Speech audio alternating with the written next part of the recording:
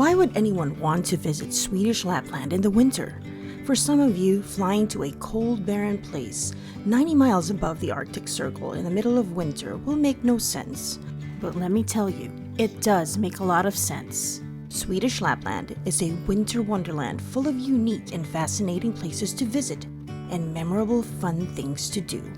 So, if you're planning a trip to Swedish Lapland, then let us help you make the most of it. In this video, we will show you the top 5 things you must do when visiting Swedish Lapland. And at the end, we will also provide some helpful travel tips to help plan your trip itinerary.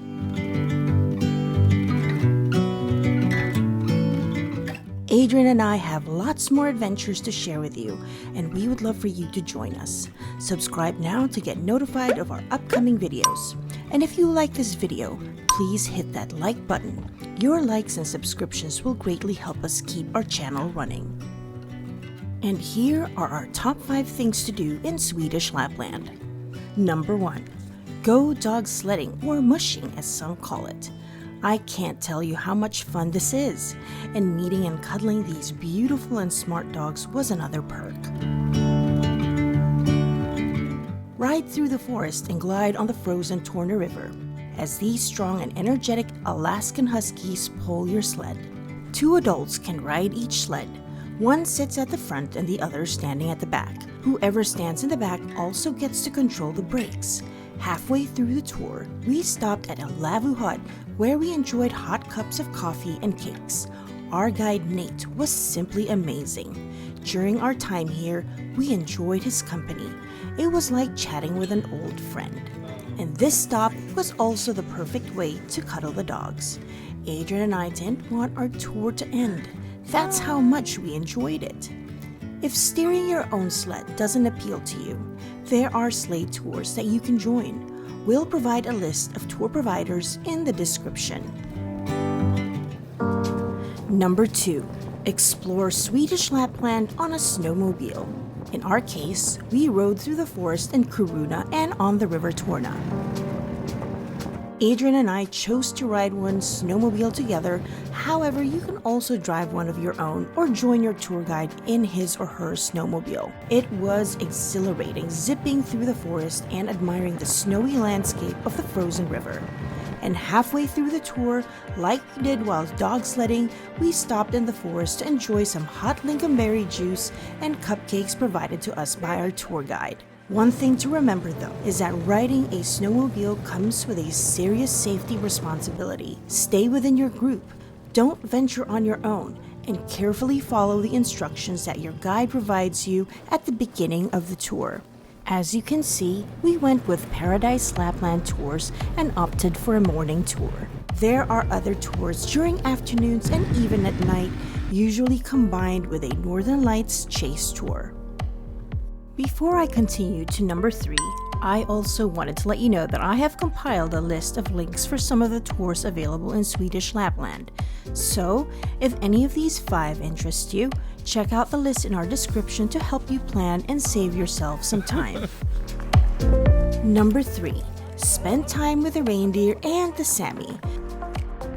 The SAMI people are a native people of Northern Europe inhabiting Sapmi, which today encompasses northern parts of Sweden, Norway, Finland, and parts of Russia.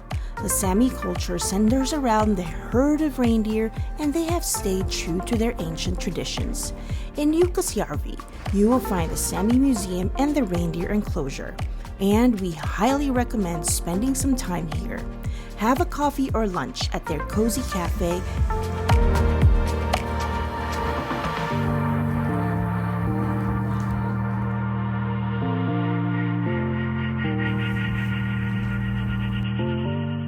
And wander around the outdoor museum to learn about their history and culture.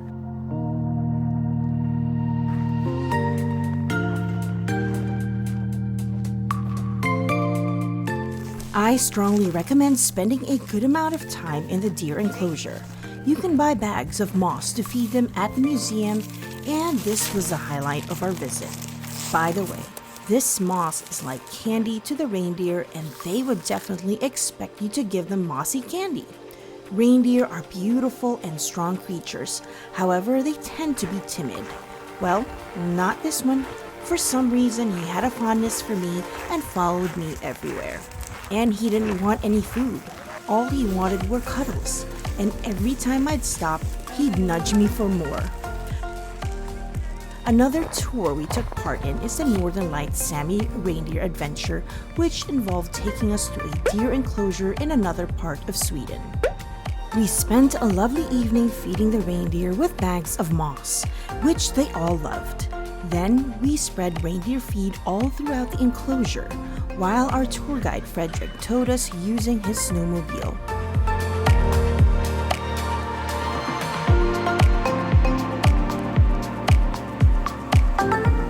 After that, we all got on our individual sleighs and took a slow and gentle ride, hoping to see the Northern Lights.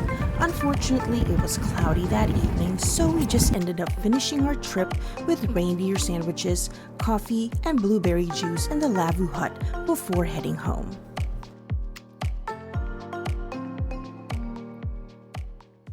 Number 4. Visit the Ice Hotel. No trip to Swedish Lapland would be complete without visiting the one-of-a-kind Ice Hotel in Jukkasjärvi. And guess what? This is the first and original ice hotel, the one that started the phenomenon. You don't necessarily need to stay in the ice hotel to enjoy it, and frankly, I wouldn't myself. The thought of sleeping on a slab of ice gives me brain freeze.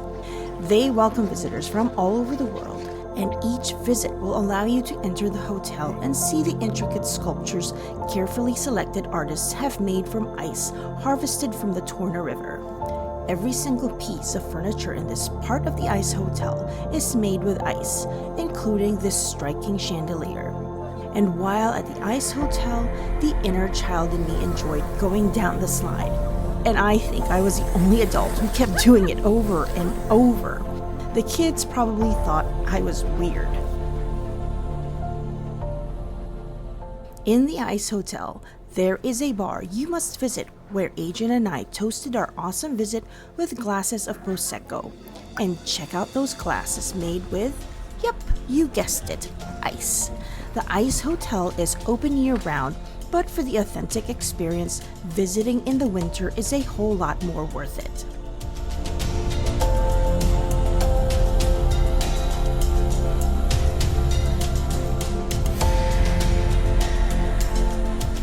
Number 5. And of course, what trip to Lapland will be complete without chasing the Northern Lights? There are many tours that offer to take you somewhere more remote to immerse yourself in complete darkness, since the Northern Lights are best seen in the dark.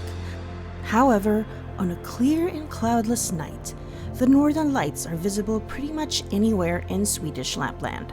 We stayed in an igloo during our time here in Kiruna, and we were so fortunate to have seen the Northern Lights appear on our first night.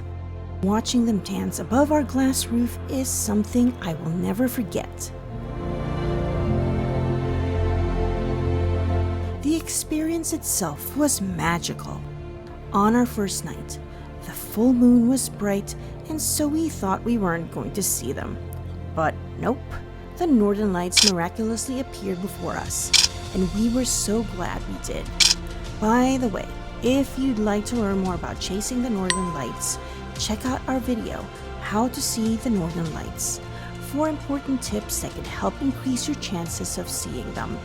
In addition to this, I will also include links to Northern Lights tours in our description. Here's a quick runner-up.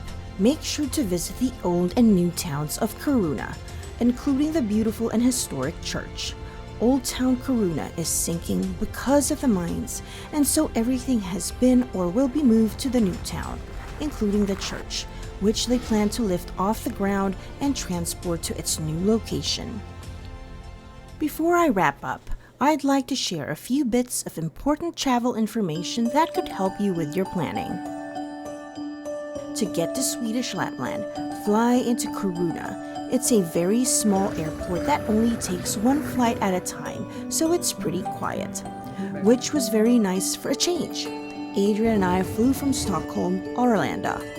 The best way to see all of the sights at Swedish Lapland is by driving. You can rent a car at the airport. However, since their inventory is quite small, I suggest making a reservation ahead of time. And the best part? The roads are so well paved and cleared of snow, so driving was a breeze. However, during extreme wintry conditions, it may prove to be challenging, especially if you're not used to driving in the snow. If driving is not for you, I suggest joining some tours, and a good number of hotels also offer transportation to and from the airport. Of course, take plenty of warm clothes and a very warm jacket with you. However, if you plan to go dog sledding or snowmobiling, your tour operators will actually require you to wear additional clothing and boots, which they normally provide. Lastly, let's talk about food. There are a good number of restaurants in Kiruna. However, eating out in Sweden can get very expensive.